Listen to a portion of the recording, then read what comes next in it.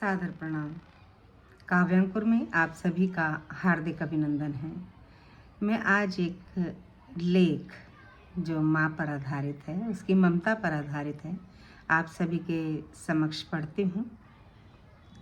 माँ एक ऐसा कोमल व नाजुक रिश्ता जिसे शब्दों में बांधना न केवल मुश्किल है बल्कि असंभव है।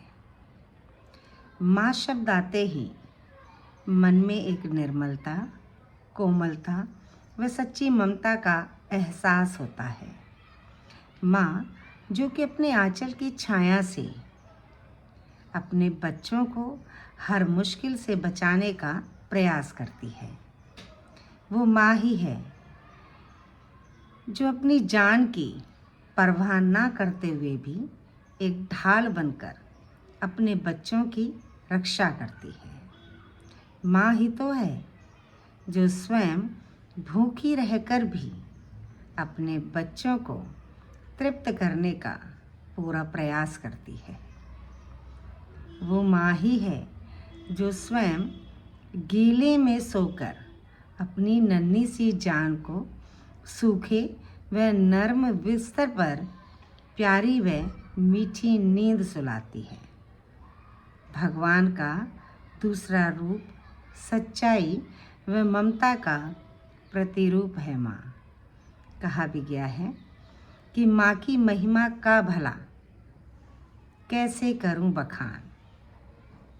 माँ की महिमा का भला कैसे करूं बखान, महानता उसकी देखकर झुक रहा आसमान। माँ निज बच्चों के लिए इस धरती पर भगवान, वो माँ ही है जो देती है सृष्टि को जीवन दान। वो माँ ही है जो हमें सच्चाई व ईमानदारी की राह पर चलना सिखाती है। माँ ही है जो हमें अच्छाई और बुराई में अंतर करना सिखाती है और इसी के साथ साथ हमें हमारे अधिकारों और कर्तव्यों का बोध कराती है। वो ही हमें समझाती है कि यदि हमें अधिकार चाहिए तो कर्तव्य भी निभाने होंगे। माँ ही हमें बताती है कि जहाँ अच्छाई इंसान को महान बनाती है, वहीं बुराई उसे शैतान बना देती है। वही हमें एहसास कराती है कि शिक्षा और संस्कार वास्तविक धरोहर हैं और हमें इन्हें ताउम्र सहेज कर रखना चाहिए।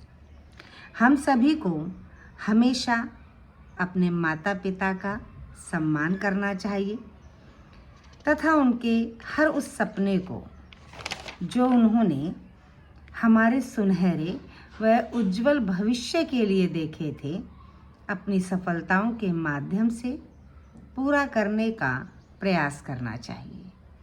माँ की महानता में कुछ काव्य पंक्तियाँ प्रस्तुत करती हूँ।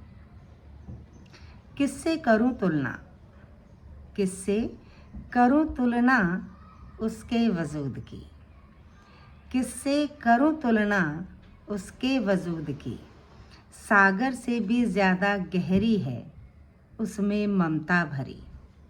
गंगा जल के जैसी निर्मलता है, गंगा जल के जैसी निर्मलता है, उसके प्यार में निश्चिंत रहते हैं बच्चे अक्सर माँ के दुलार में। निश्चिंत रहते हैं बच्चे अक्सर माँ के दुलार में।